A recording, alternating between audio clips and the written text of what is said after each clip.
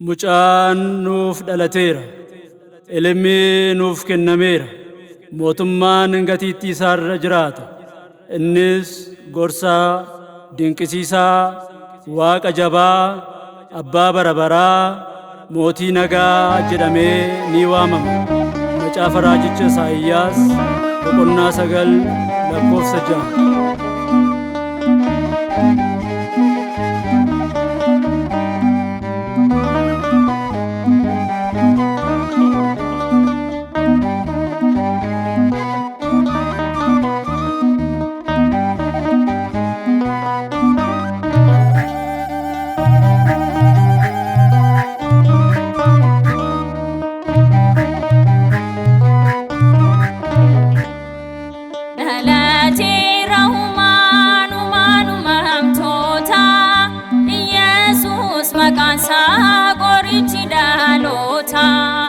Kasomena guddaan gadoof qabummaani idalaatee ciisee moraalooni.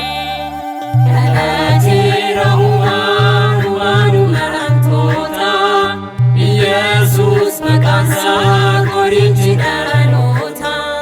Kasomena guddaan gadoof qabummaani idalaatee ciisee moraalooni.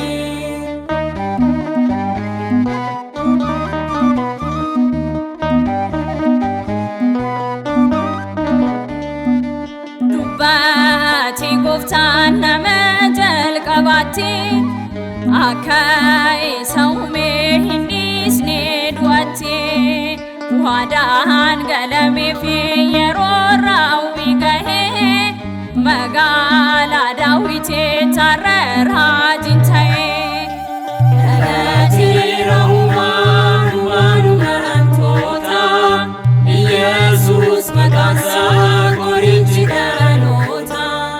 Kasomena guddaan gadoof qabummaani idalaatee ciisee moraalooni.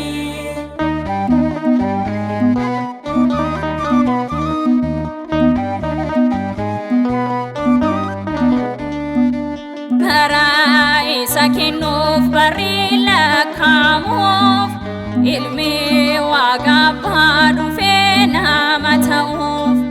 Kanin mul'anne kunoon mul'ate giftii Maariyaam irraa Yesuus dhalate. Dhalateera waanuma hamtoota Yesuus maqaan isaa qorichi dhaloota.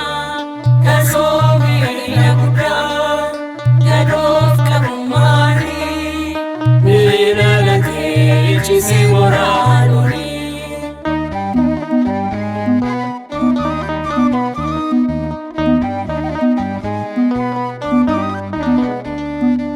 Kennaa xaana warqee karbee qabatanii mootoleen addunyaa isaaf sagadanii. Ilmi nuuf kenname abbaadha gooftaadha. Dhalachuun Kiristoos dhugooma raajidha. Dhalateera waanuma hamtoota Yesuus maqaan isaa qorichi dhaloota. Kasomena guddaan gadoof qabummaani idalaatee ciisee moraalooni.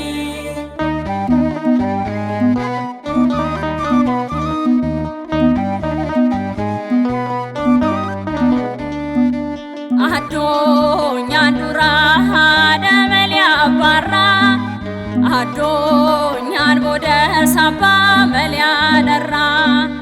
Inni dhalatee akka daa'imaatti alfaa omeegaadha barhamma baraatti. Dhalateera waanuma hamtoota Yesuus maqaan isaa qorichi